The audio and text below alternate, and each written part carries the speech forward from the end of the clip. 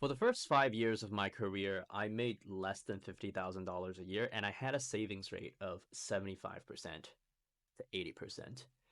And so by the end of this video, I want you to be able to use my experiences and decide for you when is it the right time to be frugal and when is it the right time to, well, not be frugal anymore. Because I would not consider myself frugal anymore.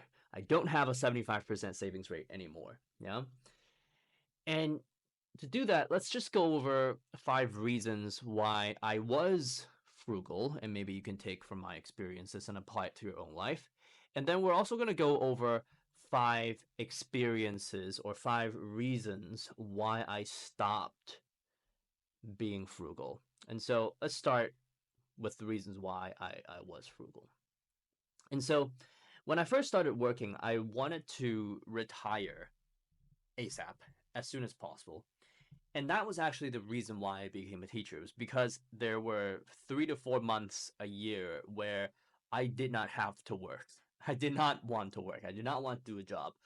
What made it worse was I was new, and in my first 2 years, I remember going to work at 7:30 every single morning and working all the way until 10:30 every single night, and having to work weekends as well because I was just new at the job, and there were a lot of students to teach. And I made $25,000 a year in my first 2 years. And so in my mind, I'm like, I need to get out of this. Right? Like, I do not want to do this for the rest of my life at all. And so I'm going to save as much money as possible so I can retire as early as possible. Ew, work. So that was my first reason. My second reason was, well, I was single, right? When I got my first job, I was single and not ready to mingle. In fact, I was too cheap to mingle. My dating mentality was literally like, let's just split the bill, right? Like, why not, right? You're independent, I'm independent. Let's just split the bill. And my hobbies were in no way costly in any shape or form. I played phone games. Like, that was literally my hobby. My first 2 years in China after moving abroad, I did not even have internet because I had data on my phone. I had 20 gigabytes of data on my phone, and I would track my data usage meticulously so that I would not go over. And then I would intentionally go to restaurants and coffee shops and just use their Wi Fi the whole day. So, piggybacking off that, I also didn't make a lot of money, though my living costs were ridiculously low. So, moving abroad, I got my first job, paid $25,000 a year, like thereabouts. And I lived in this rural part of China in the middle of nowhere where I could literally have meals for like $2. And I didn't realize at the time, it was my first job, so I was just happy to have a job, that my pay on a per hour basis was even lower than if I was a substitute teacher back in Canada, or like if I moved to America. And so I just didn't have a lot of money to spend. And I was a teacher, and I fit the stereotype of a poor teacher, like teachers don't make a lot of money, and so we don't spend a lot of money. I fit that stereotype perfectly well. The fourth reason was about my fourth year in China. By then, I had moved to a different job that paid probably like 30-40% more. I accidentally bought real estate. I had no idea what I was doing. Yeah. The only thing that I know was like, owning real estate is great. It's cool. But here was a guy in in his like mid to late 20s, putting a down payment on a $600,000 apartment, well, Canadian dollars, in Vancouver, and like thinking to myself, like, yeah, I'll come up with the money somehow, right? Because it was a pre-sale, so I just had to put 5% down, which was like around 30 grand down, um, every 6 months or so, and I had to do so over 3 years. Um, and I was just like, sure, right? Like back then, my sister was also buying an apartment in Vancouver. My sister makes a whole lot more money than me. And I had a little bit of help from my parents. Well, a lot of help from my parents, but I still had to save up for the down payment, right? And so I literally burned the boats without knowing it. I remember the moment of me like signing that contract and being like, wow, like things just got real. And it was at that point where I was like, okay, I'm eating at the cafeteria every single day. I'm never going out, right? I would literally walk home and it would take like an hour to walk home from my the school back to the apartment. And for the first year at my new school, I just lived on campus at this apartment that wasn't that great, that would just break down, that had holes in the walls, that was near a lake with like still water, and so there would be bugs breeding like twice a year. It was crazy. It was a crazy experience. I don't know how I survived it. But you know, like when you're young and you don't have a lot, you just kind of power through um, things that you know you experience, and you never really know once you get older how you manage to go through that period of time. But you did, and I did. Yeah. So like accidentally buying real estate actually turned out to be good for me because real estate prices have gone up over the last 3 4 years, and it's a forced savings vehicle. Yeah. And so literally it forced me to save for the down payment to get the apartment to close it. And now I can proudly say I'm I'm a real estate investor. Kind of. I just kind of fell into it, right? I'm a rental property investor, which still sounds crazy in my mind. And then number five, my family instilled in me the value of thrift growing up. Though sometimes looking back, I do think it was excessive. Not in the sense that, you know, like we saved money and saving money is good, couponing is great, all that is good. But in the sense that like my family like isn't really struggling financially. I mean, like my parents aren't rich or anything, but they certainly can afford to live a more luxurious lifestyle than what they are living right now. And but because my parents did grow up dirt poor in China's Cultural Revolution, so that should tell you something. They just kept with that lifestyle throughout their whole lives, right? They're just very frugal, down to earth, kind, nice people. And so I remember growing up like couponing with mom because as an immigrant to Canada, she didn't speak English, and so I was literally the one as an elementary school student that had the best English, and so we would go through coupon books, and I would be like, here, this is the coupon for milk. My mom would be like, hey, we need milk. Let's keep that one. No, let's okay, we don't need fries. Let's throw that one away. And I also collected flyers for mom. And so mom would just look at the flyers for every single supermarket and literally plan out her supermarket trips in a way that like would save the most gas. We would hit like three or four different supermarkets in like a day and buy everything we need for the week. And and you know the funny thing is I still do that to this day. The flyers aren't physical anymore, but 25 years later, right? I still now everything's electronic. I still send flyers to my mom, right? My mom still asks me like, "What's can you show me the flyer for Costco or something like that?" And I still help her out. And just watch my mom garden, right? Like when my parents like finally bought property, one of the first things my mom did was, well, let's start a vegetable garden because then we don't have to pay for vegetables. And just seeing her put the actual sweat equity in to do that really just kind of changed my mind about like how valuable money actually is. And so like those are kind of the five reasons why I was so frugal for my first few years of working. And it's good. I'm not saying being frugal is bad. I'm saying it's good. There are just different situations where maybe being so frugal doesn't really make sense anymore. And so that's what I want to go over with you as well. So let's move on to the five reasons why I stopped being frugal for the most part. My savings rate is no longer 80%.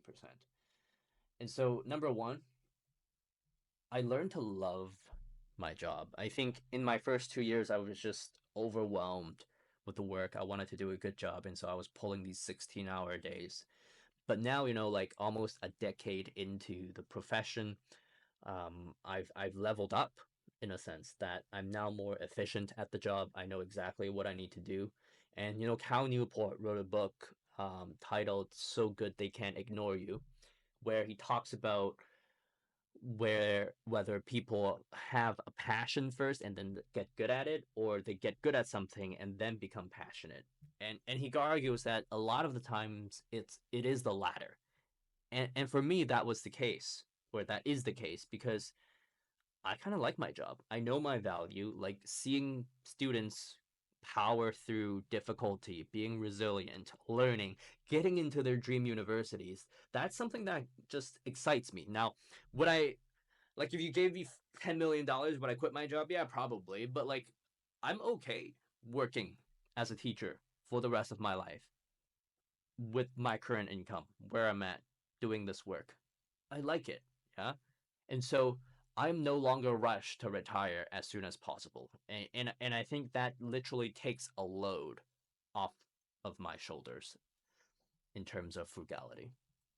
Second reason, I want my family to live a better life. I love my wife and kids, and I just want to give them the best life possible. Like, I don't want to be the dad that's like, because I'm trying to meet my 80% savings rate, we're going to skimp on baby formula, or we're going to buy a toy that is, or clothing that's potentially hazardous because it's so cheap, right? Like, I don't want to be that dad. I don't want to say no to my wife when she says, like, being a mom is really hard. It is really hard. And I just wish we could take a few days and just go on a trip and like be away and have some alone time with just the two of us. I don't want to be like, no, we're not going to do that because I have to meet my 80% savings rate because we have to retire as soon as possible. No, I want to be able to bless my family with the life I believe they deserve. And I would love to take my wife on that vacation, right? Um, and like me and my wife, we're on the same page in terms of finances. Like as long as we're reaching our long-term goals, we're financially responsible, we should enjoy life and enjoy our money, because like we're only young for so long, right? And at the same time, I also saw how bad it can actually get if you know anyone older in your life that might have health complications, then you know how bad it can get. I'm not frugal because I don't know when life might just end, Like I might not get to my 80s, right? Or 70s or 60s, right? Like something might happen. And so I don't want to regret, not spending that time with my family, right? So that's another reason. And then number 3, I tripled my income. Like literally over the last decade, I pretty much work the same job.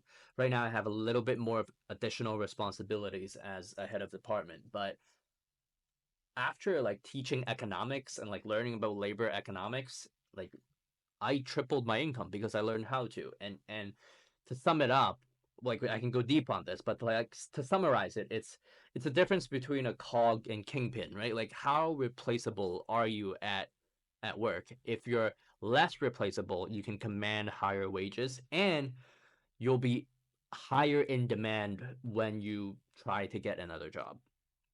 And also, how much you get paid are dictated by the requirements of the job. If it requires high skill, high experience, and high qualifications, you're going to get paid more. And so in my mind, I'm like, hey, as a teacher, experience is a really key factor to getting paid more. Yeah, skills is a very key factor to getting paid more. Qualification also will affect your pay. And so over the past decade, I've upped all 3 of those things, and that's how I've been able to, create more room in my finances for spending more money. Number 4 is I'm sticking to a pretty much foolproof wealth building plan. I've got 30 years before I like am forced to retire essentially. And so having clear investment goals and net worth targets and and actually meeting those savings goals and investment goals will help me get there, right? And so because my time horizon is so long, I'm not worried, right? I have enough money to to live. I have an emergency fund. I am saving enough money, and I will meet all of those goals, right? Given a long enough time, right? It's not like I'm trying to retire in 5 years, right? If I did, I would have to live on very, very, very little, and before and after I retire. But if my plan is to, hey, worst case scenario, I work as a teacher for the next 25, 30 years, and I'm gonna retire pretty wealthy, honestly. Um, and so on that note, I think one of the things that actually improves net worth is documenting it. And so recently I've decided to start documenting this journey of building this online business slash side project slash passion, as well as documenting how my net worth is growing on Instagram. And so follow me on Instagram at King Educates if you're into that. And also subscribe to the channel, obviously, because, you know, it's where we talk about important financial stuff. And then finally, the last reason I learned to value efficiency over price. For example, I for the longest time had an Android phone and they're noticeably cheaper than iPhones and some would say that, you know, they have better specs. But you know, like the iPhone does have a better camera and I identified in my mind just about around a year ago that, you know, the only thing stopping me from posting videos on the internet and trying to create an income online is the fact that my Android camera isn't that great. And and so I got an iPhone. And since getting the iPhone, I literally monetized this YouTube channel in 8 months because I identified the obstacle and I paid to get over the obstacle. Another thing is delivery versus cooking, right? If I cooked every night, I would not be able to make these videos. But because I get food delivered and because delivery is so cheap where I live, it literally makes more sense, even though it's still more expensive than cooking, obviously it makes more sense for me to get food delivered because then I can make these videos. I have time to build this business, right? That's kind of the idea. Efficiency over price. Efficiency being the value per dollar that I get from my purchases. And so you can kind of see how these 5 reasons why I stopped kind of just mirror, right? The reasons why I was frugal. I stopped being frugal the moment I learned to love work because I now no longer have to retire as soon as possible. I stopped being frugal because now I have incentive to literally make more money because I want my family to live a better life because I'm no longer single. Yeah. I tripled my income and so I have more slack in the budget to spend more money versus well not making a lot of money, right? I am now sticking to a wealth building plan that I know will work over the next 30 years versus, you know, accidentally buying real estate, having no idea what I'm doing. And lastly, I learned to value efficiency, the value I get from my purchases over just the price. Yeah. Thrift 100% is still important and is still a part of my life, but I'm now more intentional around the areas where I am thrifty and the areas where I am efficient.